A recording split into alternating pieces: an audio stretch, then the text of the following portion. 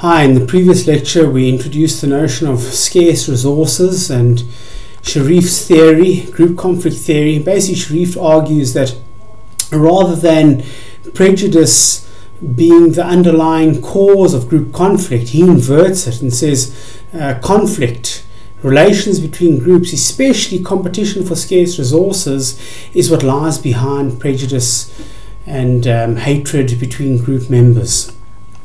This theory is quite well equipped to explain how prejudice spreads across collectives and allows people to collectively act together in the context of group conflict.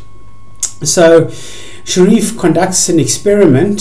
It's a summer camp study in which he had 4 aims. The first is to create groups from scratch. He wanted to create new groups without any history. He didn't want to take race groups or gender groups, groups that might have already had conflict. He wanted to make new groups without any conflict.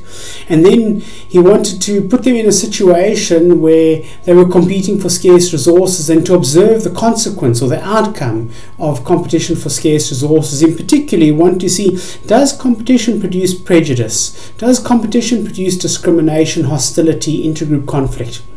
And then, like all good social psychologists, once you create an effect in the lab, what he wants to do is to change the conditions to see if he can undo that effect. So he wants to see, can he produce hostility and conflict, and can he undo it? So he's going to produce it through intergroup competition, and he's going to undo it through allowing or encouraging groups to cooperate for a superordinate goal or a joint goal. So the context of the study was a summer camp study in the United States done in the 1950s in a place called Robbers Cave, Oklahoma. So these are 12-year-old boys. They went for a summer camp, and the camp was populated by psychologists. There were psychologists that were the cook and the overseer of the camp.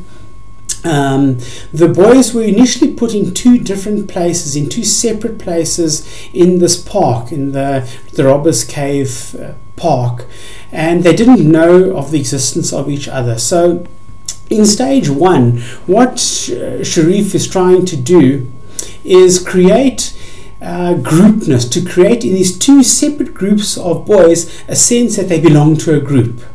The groups were equal, they were unaware of each other, they did a whole lot of things like went canoeing together, they did sing songs together, they went camping there to try and get them to bond and to form not just a group of boys but a psychological group, a group that think that they recognize themselves as a group. And the psychological features of groupness started to emerge. For example, they called themselves names, identity. The one group called themselves the Eagles, the other group called themselves the Rattlers. There was a role and status structure amongst the groups. So within the group, one boy emerged as a leader, the other took the lead in sing-songs, someone was peeling the potatoes. There was a role structure. And finally, there was a normative framework. So the groups developed particular ways or characteristic ways of behaving. In the one group, any display of homesickness was taboo, and the other group developed this habit of using bad language, which they called cussing. And so here we have a situation where we've got newly formed groups that shouldn't have any prejudice against each other, groups that have never been in conflict with each other. So the second stage, what Sharif does is they put them in a situation of intergroup conflict. They first get awareness, hey, there's another group of boys at this camp. And then what Sharif does is he organized an elaborate events tournament. There were sing-songs, there was a tug of war, there was canoeing, there were various competitions that the boys entered into. And the crucial point here is that there was a prize, there was a material resource. They were competing for something of value, and this thing of value they were competing for was pen knives, little knives, fold-away knives that the researchers would give only to the team members that won.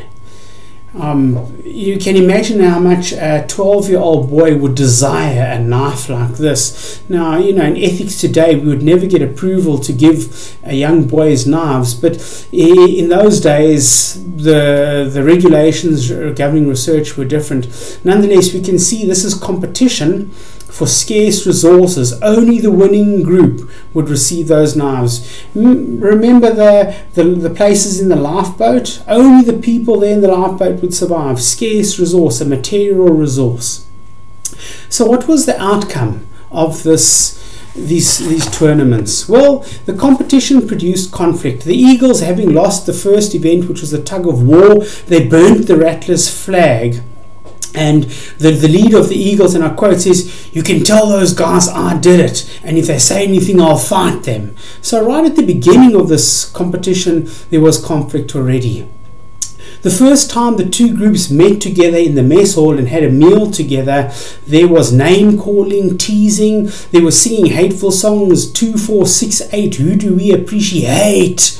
And so they developed stereotypes of each other. The one group called the others rotten cusses, and the other group called the others the crybabies. In the end, of course it was rigged, but the Eagles won. And the Rattlers then broke into their cabin, stole their knives, then an all-out fight broke out, and the one group put rocks in their socks. They were literally going to go and brain the other group, and the experimenters had to stop the study. So we can see how quickly competition for scarce resources produced all the kinds of features of intergroup conflict that we're so familiar with: stereotyping, prejudice, fighting, segregation, serious conflict.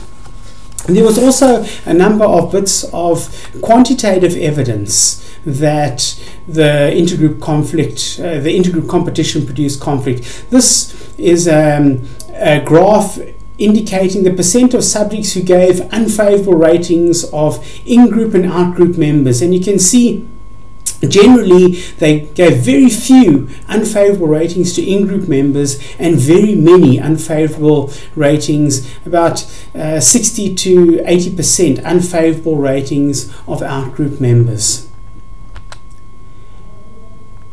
In stage 3, Sherif tries to undo the effect. So competition for scarce resources produced conflict and hostility. What Sherif now wants to do is he wants to undo this, and he gets them to cooperate for superordinate goals. In the picture you can see them, the two groups of boys working together to fix, which obviously had been rigged there, the water tank wasn't working, it was faulty. So the two groups of boys worked together. In another situation, they used the same rope they used for the tug of war to collectively, and to the two groups working together to pull the truck that had got stuck in the mud.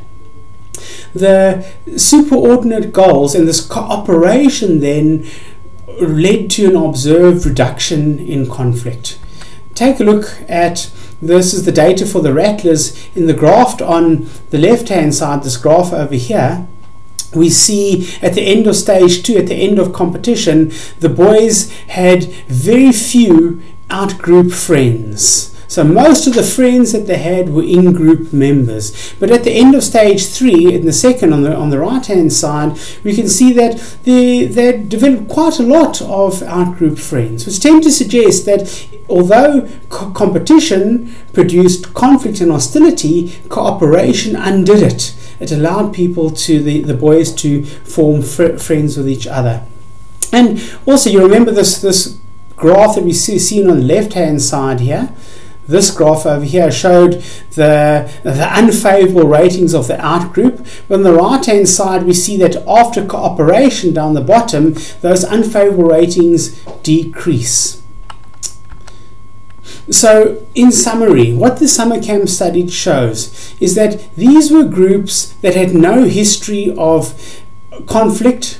It's not like race groups or gender groups in society where there's a history of competition. These were newly constructed groups. There were no authoritarians there. There were no pathological, psychological, abnormal children there. In fact, the psychologists screened them first to make sure that there was no authoritarian personalities there. In situations of intergroup competition, conflict resulted. So Sherif concluded that intergroup competition is a sufficient condition for the development of conflict and hostility. If we have competition, we will have conflict and hostility between groups. He also showed that conflict and hostility can be switched off through cooperation. So this teaches us many useful lessons about our lives and also about psychological theory. It shows us that if we want to get rid of prejudice, we need to create a more just world. We need to create a world where there is less competition, less inequality for scarce resources. So a just world would be a world without prejudice, a world of cooperation, a world where groups work together to achieve superordinate goals. It also raises questions about what is prejudice. We often think of racism in terms of individuals. There is an individual racist, but this theory tends to suggest, or it opens up a view of prejudice as something that exists in groups, it exists in certain societies, it exists in conditions where there's inequality. And so it gives us the hope for reducing prejudice through creating a more just world.